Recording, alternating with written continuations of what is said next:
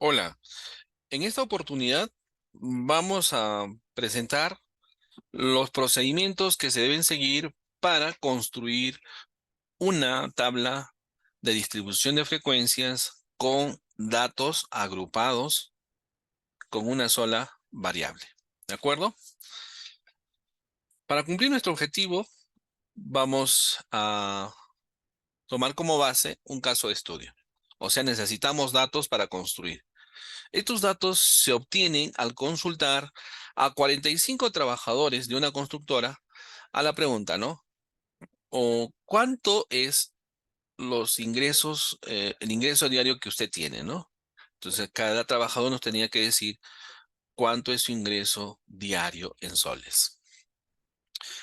Podemos visualizar en la pantalla que un trabajador nos dice pues 63 soles, el otro responde con 89, el otro responde con 36 soles, el otro responde con 49 soles y así sucesivamente. Tenemos la respuesta de los 45 trabajadores. ¿De acuerdo?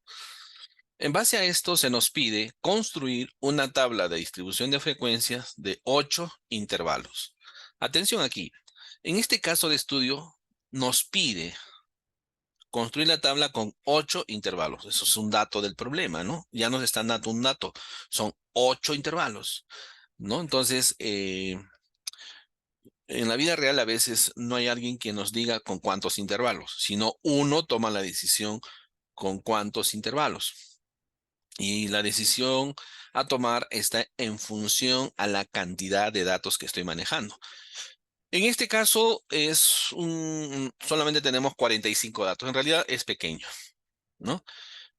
Fuera yo, lo haría con 5 intervalos.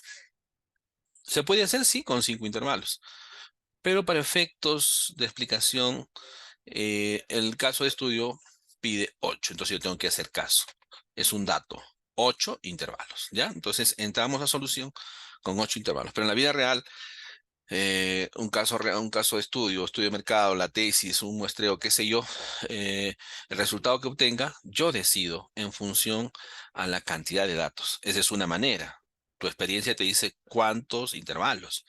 La otra manera es aplico la función logarítmica, ¿no? Donde involucro el tamaño de la muestra, o sea, n, hago la operación y también me sale como respuesta cuántos intervalos. Es otro método. Si tú agarras los libros, la mayoría de los libros, en la mayoría de los libros, incluyendo el libro de Mario Triola, aplica esa función logarítmica donde le da el valor de los intervalos. Por ejemplo, en el caso de Ronald Wirtz, es un libro también de estadística de casi 1000 páginas, un libro referente también. No usa la función logarítmica, sino trabaja con un cierto intervalo que ya lo vamos a ver, que está en función a la cantidad de datos, ¿de acuerdo? Muy bien, entonces aquí arrancamos con la intención de construir con 8 intervalos, ¿ya? Ahora veamos cuál es el primer paso que debo llevar a cabo para construir esta tabla con datos agrupados. El primer paso es encontrar los valores del RACA, ¿sí? Yo he puesto ahí como título método del expositor. Este método quizás no está en los libros. eh, Como te dije hace un momento, cada autor tiene su propio método. Este es el método del expositor, ¿sí? Entonces, ¿en qué consiste el método del expositor? Consiste en lo siguiente, RACA, ¿no? ¿Por qué se abrevió la palabra RACA? Con la intención de que algún momento no tengas un libro a la mano, no tengas internet en casa, estás en una reunión de amigos o profesionales y, pues acudas al RACA de manera eh, que lo traes a tus recuerdos, ¿no? Y puedas darle solución al caso de estudio, ¿no? Entonces, y no poner un pretexto de que no hay luz, no hay internet, no tengo un libro, no puedo solucionar el caso de estudio. Esa es la idea, ¿no? Esa es la idea, que el RACA me va a acompañar siempre y me voy a acordar mucho mejor así. ¿Ya? Entonces, ¿en qué consiste el RACA? El RACA tiene un significado, R de rango, K de intervalo y A de amplitud. RACA. R de rango, K de intervalo, A de amplitud. Lo primero que tengo que hacer es encontrar los valores de R, K y A. O sea, encontrar los valores del rango cuánto vale el intervalo y cuánto vale la amplitud.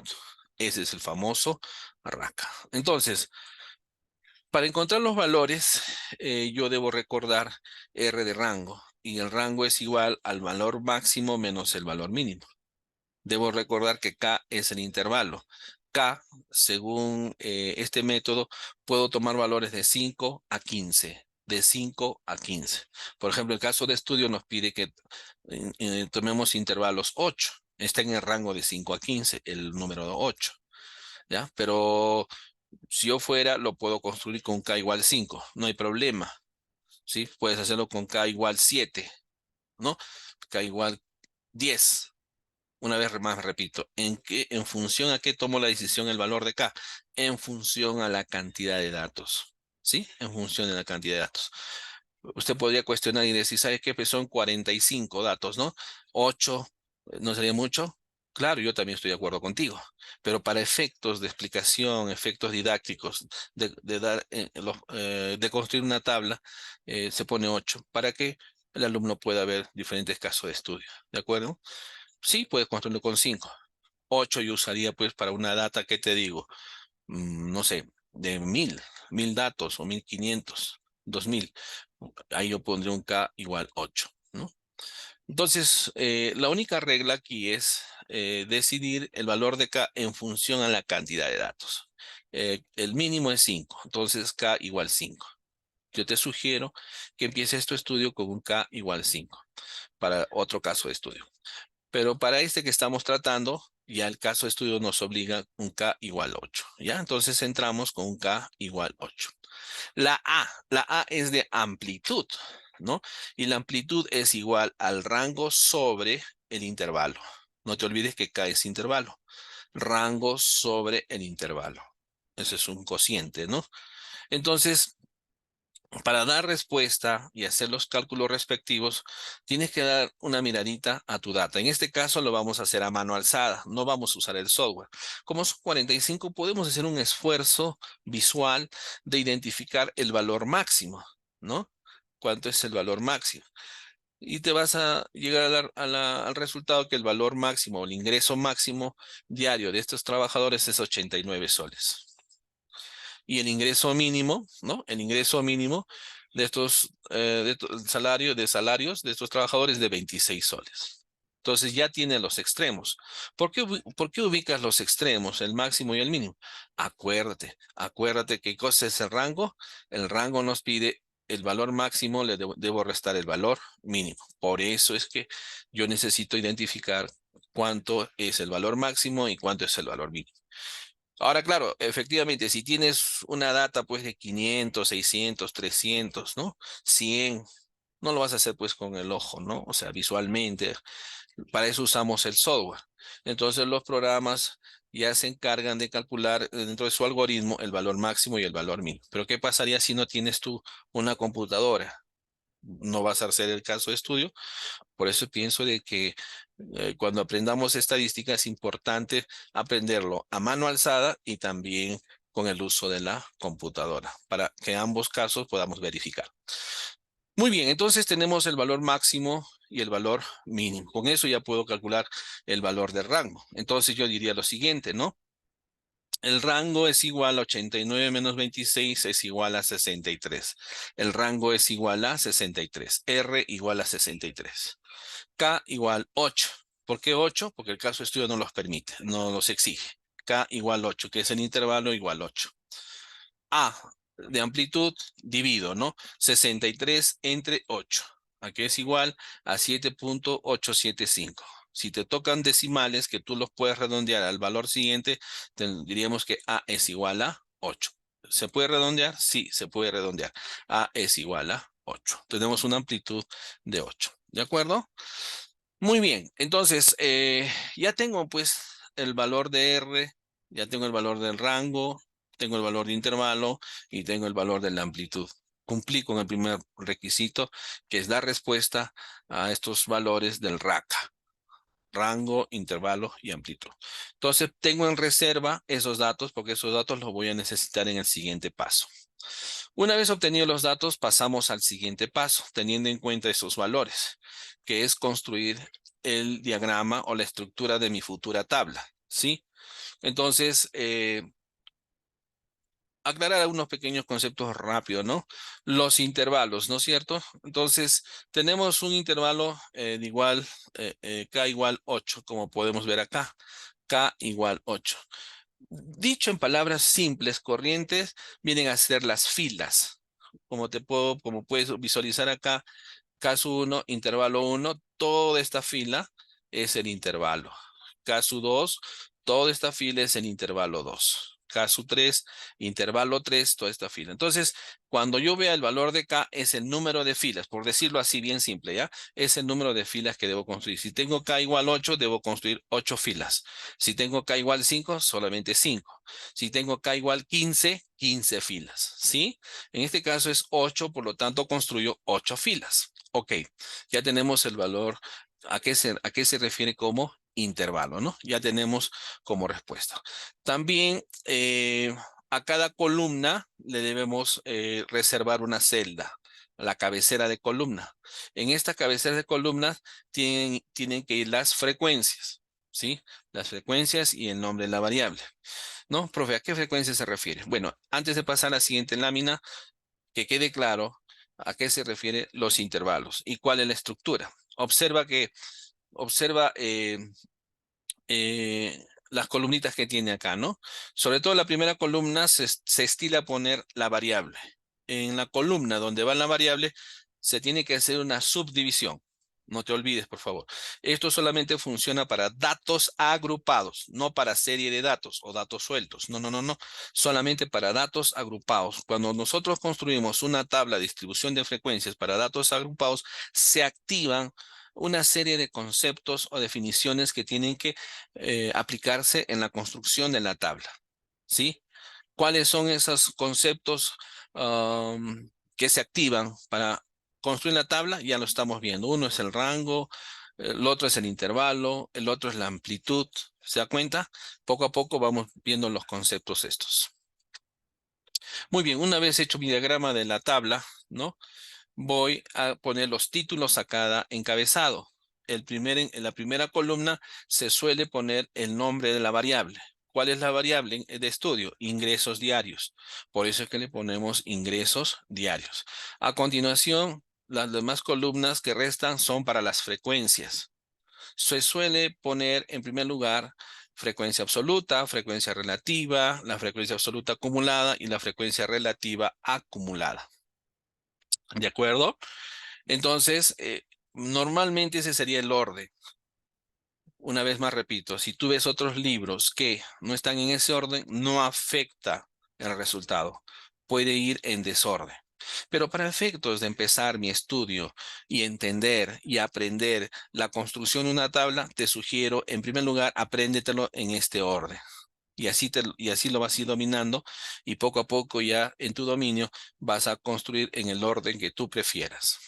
Primero, el nombre de la variable, ingreso diario. Segundo, la frecuencia absoluta. Tercero, la frecuencia relativa. Cuarto, otra vez la absoluta, pero acumulada. Quinto, otra vez la relativa, pero acumulada. Ahora, en los intervalos, ya sabes que son intervalos, ¿no es cierto? Habíamos dicho toda esa franja. Las filas, ¿no? Las filas son. ¿Y cuántas filas tenemos? 8. Observa en la primera intervalo, en la primera columna, ¿no? Donde está ingresos diarios. Lo he pintado de color amarillo para darte a entender y decirte que ahí van a entrar las clases. Ya es otro concepto nuevo. Las clases. Si tú quisieras un poquito más ampliar estos conceptos, porque ahorita estamos en la parte del laboratorio, por favor ver el vídeo donde habla acerca la parte teórica de las tablas de distribución de frecuencias para datos agrupados. Ahí se explaya. Caso contrario, también puedes ver estos conceptos en el libro de Mario Triola, ¿sí? En el capítulo de organización y representación de datos, donde desarrolla las tablas, también hablan estos conceptos. Muy bien, entonces en el color amarillo va a ir la primera clase, en el anaranjado la segunda clase, en el celeste la tercera clase y así sucesivamente en la columna de las variables van las clases. Ahora observa que en la columna de las variables, por ejemplo, en el color amarillito, está subdividido en dos celdas, ¿no es cierto? La primera celda es para poner se conoce como límite inferior y la segunda celda es como límite superior de esa clase. En el segundo intervalo, en el segundo intervalo, en el color anaranjado, ahí va la segunda clase. Esa clase tiene su límite inferior que va a la izquierda y a la derecha su límite superior. Son conceptos técnicos estadísticos que hay que entenderlos, ¿sí? Y hay que mencionar las cosas por su nombre. En la tercera fila, por no decir intervalo, en el color celeste va la tercera clase. En la primera celda, el límite inferior, perdón, el límite inferior de la tercera clase y en la celda del costado, el límite superior de la tercera clase. ¿Ok? Muy bien. Y como podrás ver, lo primero que debemos desarrollar de estas cuatro columnas, lo primero que se desarrolla es la columna de la variable, ¿sí? Identificar las clases en estas posiciones de los intervalos, las clases, ¿ya? Entonces, ¿cómo quedaría? ¿Cómo construyo las clases y cómo identifico las clases? Veamos. En esta primera columna donde está el color amarillo, ¿no? Ya tengo identificadas las clases, ya las he calculado. Profe, pero ¿cómo las calcula? Buena pregunta. Atención. En la primera clase del primer intervalo, ¿no? Como límite inferior, colocas el 26 que viene a ser el valor mínimo. 26 valor mínimo, ¿sí? 26, a este 26 súmale la amplitud, ¿no? Súmale la amplitud. 26 más 8, ¿cuánto es? 34. El 34 es el límite superior, ¿ya? El 34 es el límite superior, ¿de acuerdo? Profe, y veo esos corchetes de intervalos. Todavía no quiero hablar de intervalos. Espérate un momentito. Pero vamos primero por la clase, ¿ya? 26, 34. Ya tengo la primera clase. 26,34. Matemáticamente podríamos decir ya tenemos el primer par ordenado. 26, 34. Ahora, bajamos el 34 a la siguiente intervalo. 34. A 34 le sumo dos veces la amplitud. Tú sabes que la amplitud es igual a 8, ya lo habíamos calculado. 8 por 2, 8 por 2 sería 16, ¿no es cierto? 16. Entonces, a este 16 hay que sumarle el 40, eh, al 34, ¿sí? ¿Dónde salen esos valores? Observa, acá tenemos los valores. La amplitud, acá está, ¿no? Ahí lo tenemos en la parte de arriba. La amplitud, ¿no? 7,7 y la amplitud sería 8. ¿De acuerdo? 8. Entonces vamos a repetir de retrocedido porque quizás alguien está preguntando de dónde salen estos valores. Justamente te decía, ¿no? El valor de R, 63, el valor de K, 8, el valor de la amplitud, 7. ¿Ya? La amplitud, 7. Entonces, vamos. Calculamos entonces, ¿ya? Decimos lo siguiente, ¿no? Atención, por favor. ¿Cómo habíamos calculado la primera clase? A ver, repetimos. La primera clase se coloca primero el valor mínimo, que es 26. A ese 26 le sumo 34. Perdón, a ese 26 le sumo la amplitud. ¿Cuánto es la amplitud? 8. 26 más 8, 34. ¿De acuerdo? Muy bien. Ahora ese 34 baja, ¿sí? Ese 34 baja. Hasta ahí está fácil. ¿Cómo calculo el límite superior de la segunda clase? ¿Cómo es que salió este 42? ¿Ya? Este 42 sale de la siguiente manera. A este 26, que es el valor mínimo, siempre vas a trabajar con el valor mínimo. A este 26, súmale dos veces la amplitud, ¿sí? Dos veces la amplitud. O sea, 26 más 16 nos sale 42. Ah, ya, interesante. Otra vez, este 42 bajamos a la tercera clase, ¿sí? Este 42 se viene a ser el límite inferior de la tercera clase. Profe, ¿y cómo salió el 50? El 50 sale, agárrate siempre del valor mínimo. A este 26, súmale tres veces la amplitud. La amplitud es 8 por 3, 24. 24 más 26, ¿cuánto es? 50. ¿Ve? Ah, ya, interesante. Otra vez, este 50 baja a la siguiente intervalo, a la siguiente clase. Este 50 se convierte como límite inferior. ¿Cómo saco el límite superior? O sea, ¿cómo sale este 58? Este 58 sale al valor mínimo, que es 26, súmale 4 veces la amplitud, ¿no? Si la amplitud es 8 por 4, 32. 32 más 26, ¿cuánto nos da? 58. ¿Ya? Interesante, ¿no? Por eso que le hemos puesto K igual 8 para tener material de cómo explicar. Este 58 baja, ¿no? Este 58 baja a la intervalo 5, a la quinta clase. ¿Cómo salió este 66? Este 66 salió a este 26, le he sumado 5 veces la amplitud. ¿Cuánto vale la amplitud? 8. 8 por 5, 40. 40 más 26, ¿cuánto es? 66. Y así sucesivamente sigues bajando, sigues sumando en base al valor mínimo, tantas veces sea necesario. En este caso, por ejemplo, ¿no? Tenemos la última clase que sale 82 y la sumatoria sale 90. Entonces, siguiendo esa secuencia, te invito a que lo practiques. Pausa el video, vuélvelo a repetir esta parte del video, lo que estoy comentando, para que vayas calculando. Y si tuvieras alguna pregunta adicional, por favor, con mucha confianza, hazme llegar tu pregunta a través de la red social o de alguna manera, pues ahí en tus comentarios yo te respondo, si hubiera una consulta, ¿ya? Entonces, miren, entonces hemos construido 8 clases. Las clases vienen a ser esos pares ordenados, 26,34, 34,42. ¿Ya? Entonces, ahí están las clases. Y las clases tienen su parte, ¿no? El 26, todos estos valores que están en la primera parte, la primera columnita, son los límites inferiores. Y los otros valores que están ahí, 34, 42, 50, 58, etcétera, son los límites superiores de la clase respectivamente.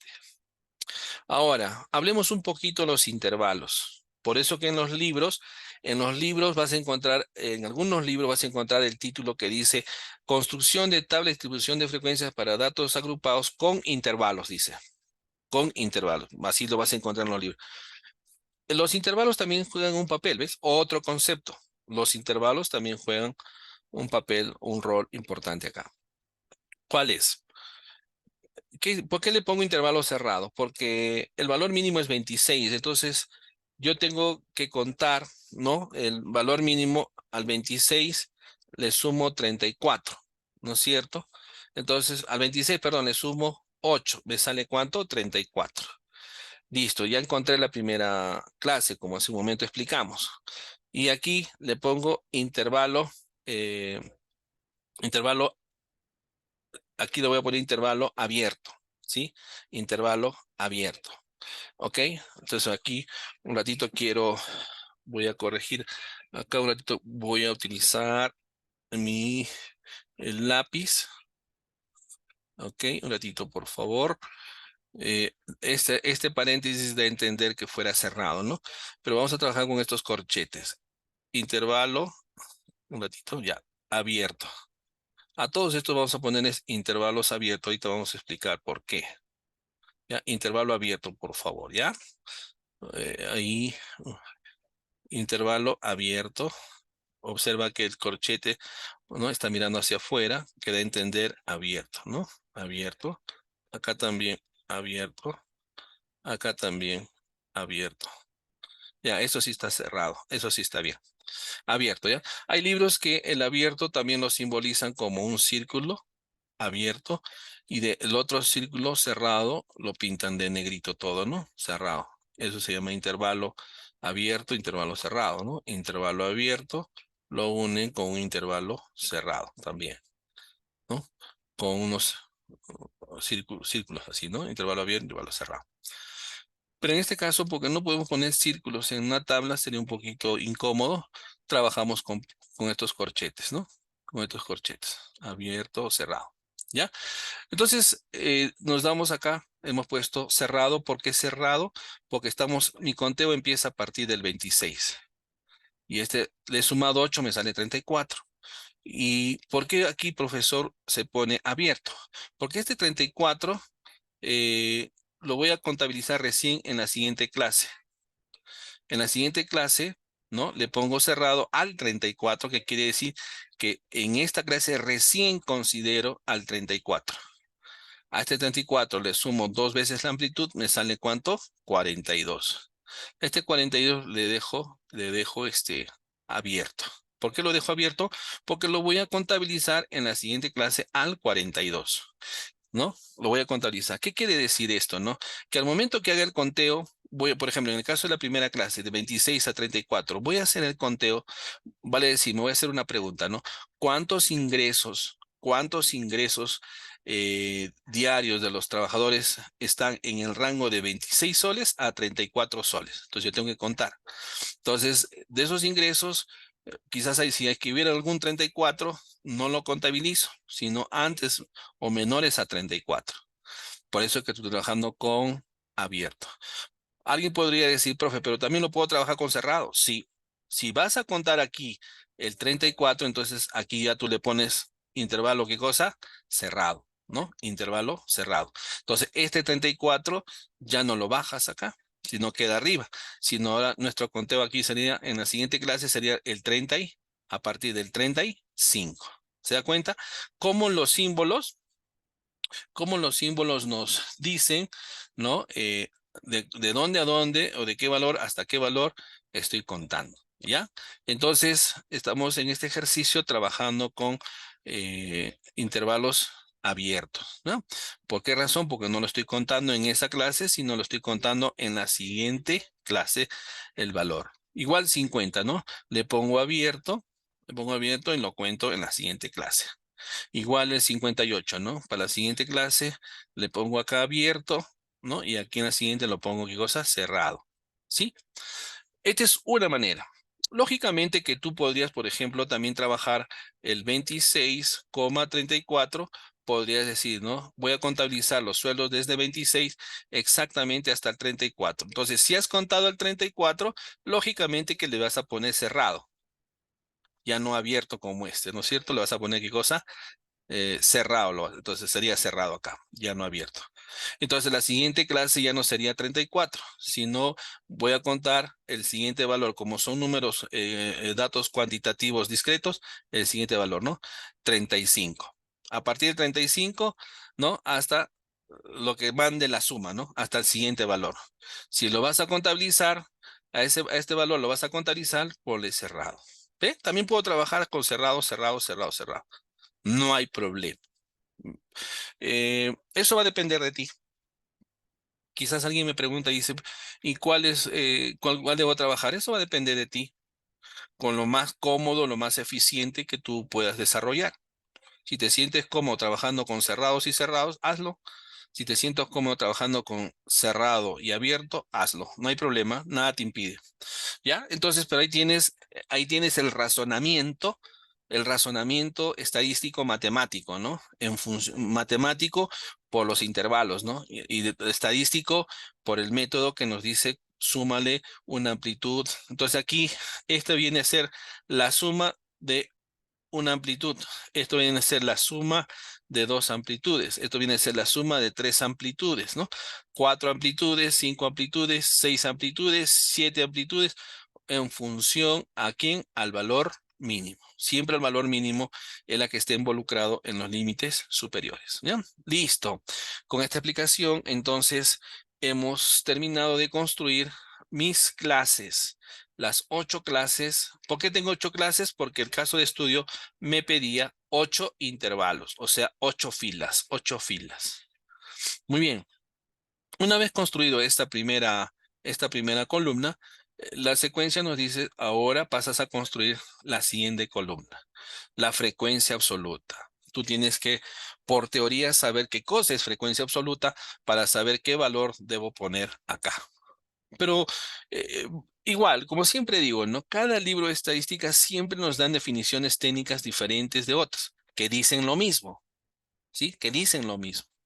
¿De acuerdo? Yo te sugiero que te la aprendas así. La frecuencia absoluta es la cantidad de ese tipo de elementos, la cantidad de ese tipo de variable. La cantidad de ese tipo. ¿Cuál es la cantidad? Por ejemplo, aquí la pregunta sería, ¿cuántos ingresos diarios están en el rango de 26 a 34? Claro, tú tienes que contar, depende si es cerrado o abierto, para que consideres en tu conteo al 34. A eso también hay que tener mucho cuidado. Si es cerrado, se considera el conteo al número 34. Pero si es abierto, no contabilices al 34, sino valores antes del 34. Para eso son los intervalos. ¿Ya? Entonces la frecuencia absoluta no es otra cosa nomás con darnos respuesta cuántos sueldos hay en ese rango de 26 a 34. Por ejemplo, ¿no? En el rango de 26 a 34 hay un salario que está en ese rango. ¿Cuántos salarios están en el rango de 34 soles a 42 soles, ¿no? Lógicamente aquí estamos hablando una vez más, un ratito, ¿no? Ahí estamos hablando para el caso de estudio que estamos haciendo. Estos son, ¿qué cosa habíamos dicho? Son abiertos, ¿ya? Abiertos. Lo aclaro para que no haya confusión, ¿ya? Abiertos. Muy bien, abiertos. Entonces, uno. ¿Cuántos sueldos o salarios hay en el rango de 34 a 42? Hay dos. ¿Cuántos salarios hay en el rango, ¿no? de 42 soles a 50 soles? Cuatro salarios. Y así ve, 4, 10 salarios, 16, 8, 3, 1. Entonces, ¿qué cosa es la frecuencia absoluta? Es la cantidad de ese tipo de variable. La cantidad. ¿Cuántos hay? Uno, 2, 4. ¿Listo? Una característica de la frecuencia absoluta es que siempre te va a dar el valor de n, o sea, el total. Si tú sumas 1 más 2, 3 más 4, 7 más 10, 17, 17 más 20, más 16, ¿cuánto será? 12, 13, más 17, ¿no? Más 16, tenemos 12, 13, 33. 33 más 8, 38, 40, 41. 41 más 3, 44. Más 1, 45. ¿Ve? 45. Entraste con 45 y la frecuencia absoluta tienes que comprobarlo, ¿no? Te va a dar 45. Ah, ya, entonces tú dices que está bien. Una vez obtenida la frecuencia absoluta, tenemos la frecuencia relativa. ¿Qué cosa es la frecuencia relativa? También hay conceptos en los libros técnicos, pero yo te sugiero que la aprendas así. La frecuencia relativa es la frecuencia absoluta expresada en porcentaje. Nada más. La frecuencia relativa es la frecuencia absoluta expresada en porcentaje. Vale decir, si la frecuencia absoluta es 1, divídelo entre 45, ¿no? 1 entre 45. ¿No?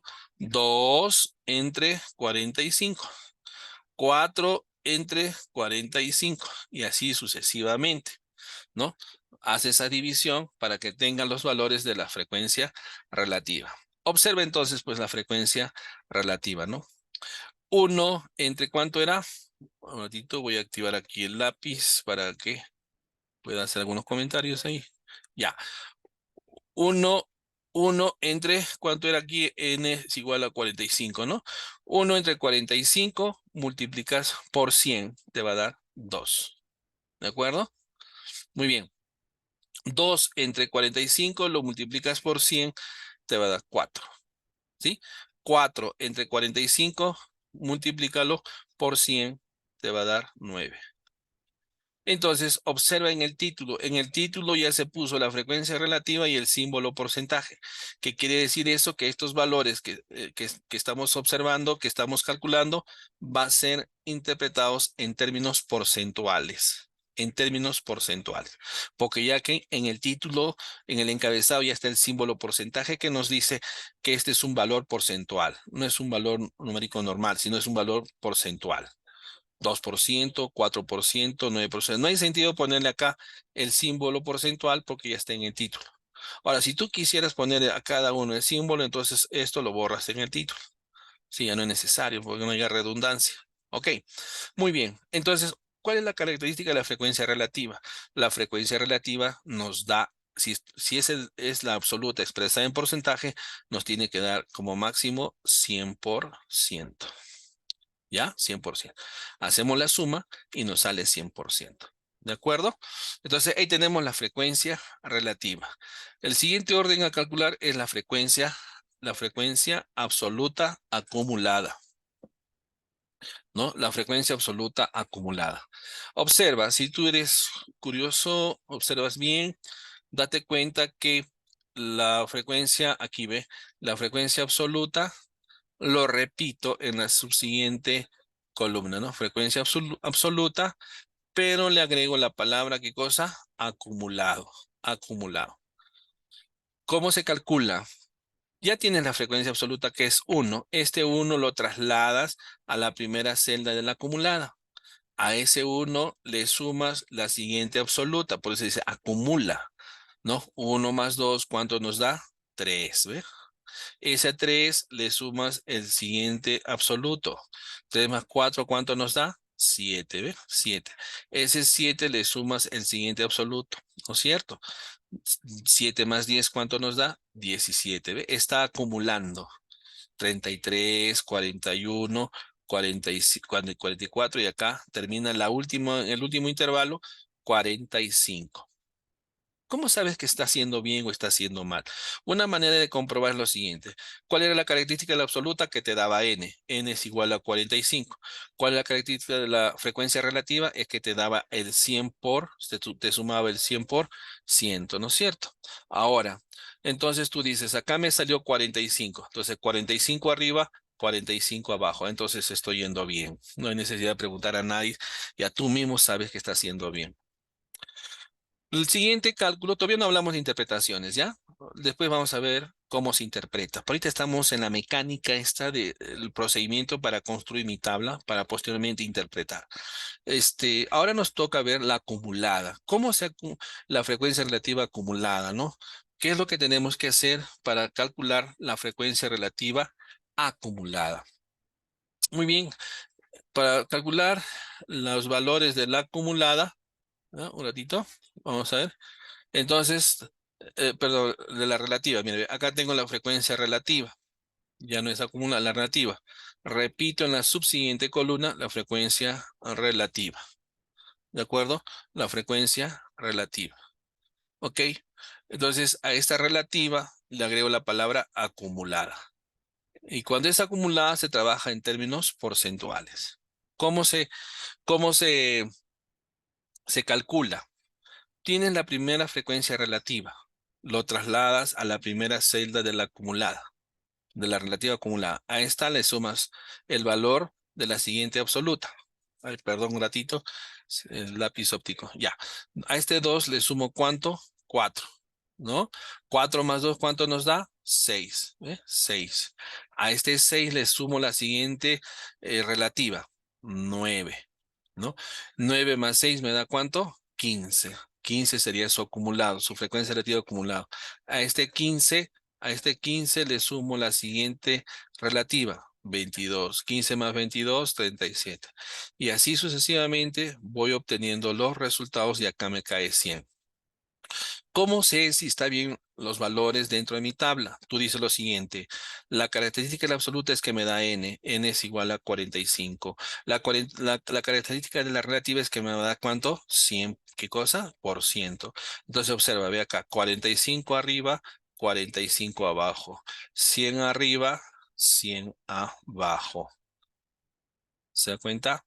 Entonces, ahí, con estos procedimientos, hemos terminado de construir nuestra tabla de distribución de frecuencia. ¿Ok? Eh, Ahí tenemos, les- tengo un anexo. En ese anexo muestro el aspecto teórico, ¿no? El aspecto teórico, cómo los libros enfocan la estructura, ¿no? La estructura. De esto estoy hablando en un video anterior. Hay que ver el video del aspecto teórico de la frecuencia, de las tablas de distribución de frecuencia, la parte teórica. Ahí también esta lámina nos da a entender que tenemos el método expositor y tenemos el método bibliográfico. Todo libro siempre tiene su propio método, te enseña cómo calcular o cómo construir tu tabla. Acá tenemos los elementos de la primera columna de la variable, X, Y es la variable, ahora ya me entiendes, salario, por ejemplo, y los valores, ¿no? Límite inferior, límite superior, ¿ve? Él es uno, él es uno, ¿no? El límite inferior y el límite superior de la primera clase, ¿no? Ambos nos dan un par ordenado matemáticamente, pero estadísticamente se conoce como clase. ¿Sí? Ok, la amplitud está entre los límites, el ancho que hay entre el límite superior, el límite inferior y el límite superior. ¿De acuerdo? Y aquí tenemos las iniciales. Finalmente, esta estructura, yo aquí les dejo en esta grabación todos los conceptos que se han aplicado, todas las definiciones. Uno de ellos es intervalos, ¿eh? Acá está intervalos. A ver, ratito voy a activar el lápiz para poder hacer algunas observaciones. Acá ve, intervalos, un concepto, ¿eh? Intervalos. Otro, que es una clase, ¿eh? Otro, límite inferior, límite superior. Otro, que es una variable. Otro, las frecuencias, ¿no? Las frecuencias, ahí están las frecuencias. Otro, la marca de clase. Ya, en esto, a continuación, podemos agregar una columna más. Podemos agregar una columna más. ¿Se puede? Sí, se puede. Pero esa columna, ¿para qué sería? Ya no sería una frecuencia. En las tablas de distribución de frecuencias van solamente estas cuatro frecuencias. Dos, tres, estas cuatro frecuencias. La siguiente columna sería para una marca de clase. Marca de clase, ¿sí? Marca de clase. Otro concepto, ¿no? Cuando son datos agrupados, se activa este concepto de marca de clase. La marca de clase se utiliza para construir ciertas gráficas que van a involucrarse, se necesita para su construcción, ¿ve? Hay que saber eso, ¿no? Hay gráficas que yo no puedo construir si no tengo la marca de clase. Entonces, para datos agrupados se trabaja con marcas de clase. ¿Y qué es la marca de clase? La marca de clase es la semisuma del límite inferior con el límite superior. O dicho de otra manera, la marca de clase es igual a la suma del límite inferior más el límite superior entre dos. Vale decir, por ejemplo, si yo quisiera encontrar la primera marca de clase o la marca de clase de de este primer intervalo o de esta clase, entonces tú dices, ¿no? 26 más 34, ¿no? 26 más 34, ¿no? ¿A qué es igual 26 más 34? 6 y 4 son 10, llevo 1, 1 más 2, 3 y más 3 son 6, 60. Eso hay que dividirlo entre 2. 60 entre 2 me da ¿cuánto? 30. Es la semisuma. Es la semisuma o es la división del límite superior con límite inferior. Ah, ya. Entonces la marca de clase es 30. ¿Cómo calculo la otra marca de clase? Sería 34 más 42, ¿no? 34 más 42. 4 y 2 son 6, 3 y 4 son 76.